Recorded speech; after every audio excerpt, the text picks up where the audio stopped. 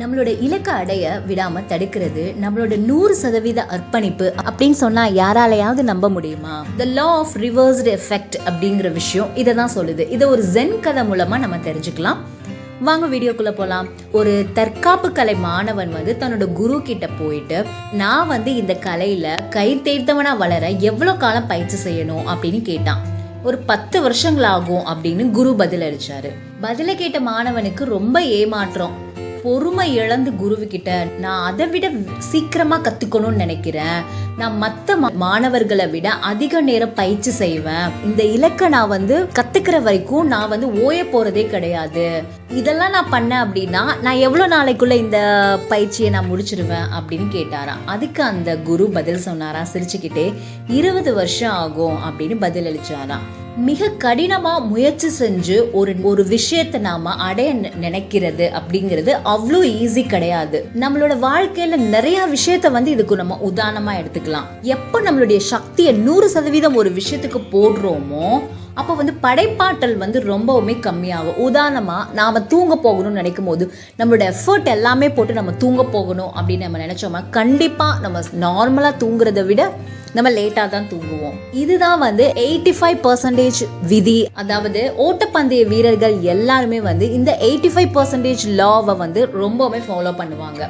அதாவது ஒரு வீரன் எப்பொழுதுமே 100% தன்னுடைய திறனை எல்லாத்தையுமே பந்தயத்துல யூஸ் பண்ண மாட்டாங்க. ஏன்னா அங்க ஒரு பதற்றத்துக்கு உள்ளாகி உடல் இறுக்கமாகிடும். இறுக்கமான உடல் வேகத்தை குறைச்சிடும். அப்படிங்கிறதுனால இந்த 85% லா அப்படிங்கிற விஷயத்த ஃபாலோ பண்ணுவாங்க.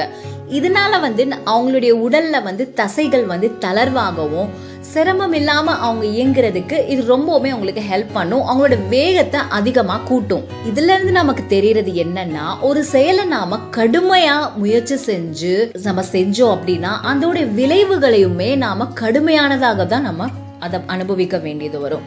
ஒரு செயல் நமக்கு மன சோர்வை ஏற்படுத்திருச்சு அப்படின்னா நம்மளோட உற்பத்தி திறனை கண்டிப்பா அது பாதிக்க தான் செய்யும். நம்மளோட செயல்களை சின்ன சின்ன இடைவெளி எடுத்துக்கணும், ரொம்ப என்ஜாய் பண்ணணும். 85% எஃபெக்ட் போட்டு மிச்சம் இருக்கிற 15% நாம ஒரு குட்டி குட்டி விஷயத்த சந்தோஷத்துக்கும் நம்மளுடைய அந்த இறுக்கத்தை குறைக்கிறதுக்கும் நாம அதை உபயோகப்படுத்தலாம். நம்ம ஒரு விஷயத்த செய்யும் பொழுது நம்மளுடைய உற்பத்தி திறனும் படைப்பாற்றலும் கம்மியாகிற மாதிரி இருக்கு அப்படின்னா சின்ன சின்ன நடைப்பயிற்சி பண்ணலாம், நல்ல இசையை கேட்கலாம், நமக்கு பிடிச்சவங்க கிட்ட கொஞ்ச நேரம் சந்தோஷமா உட்காந்து பேசலாம், வெளியே போகலாம், ஜாலியா இருக்கலாம், ஷாப்பிங் பண்ணலாம். நமக்கு என்ன பிடிச்சிருக்கோ அதை நம்ம பண்ணிட்டு அதுக்கப்புறம் நம்மளுடைய படைப்பாற்றலை அதிகமா வெளிப்படுத்தலாம்.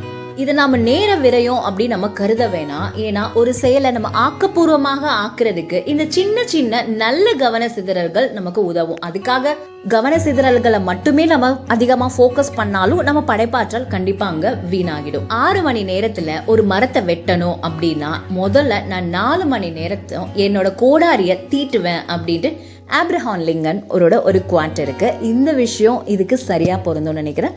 நாமளும் நம்மளுடைய படைப்பாற்றலை அதிகமா உபயோகப்படுத்தணும்னா இந்த லா ஆஃப் ரிவர்ஸ்டு எஃபெக்ட் அப்படிங்கிற விஷயத்தையும் 85% லா அப்படிங்கிற விஷயத்தையும் நம்ம ஃபாலோ பண்ணோம்னா நம்மளுடைய படைப்பாற்றலை இன்னும் அதிகமாக வெளிப்படுத்தலாம். இந்த வீடியோ ரொம்ப பிடிச்சிருந்ததுன்னா லைக் பண்ணுங்க, ஷேர் பண்ணுங்க, நற்பவி வாழ்வியல் சேனலை சப்ஸ்கிரைப் பண்ணுங்க. இன்னும் அதிகமான நல்ல விஷயங்களை பார்க்கலாம். நல்லதே நினைப்போம், நல்லதே நடக்கும். எல்லோரும் இன்புற்றிருக்க நினைப்பதுவே அன்றி வேறொன்று மறியின் பராபரமே. நன்றி, வணக்கம்.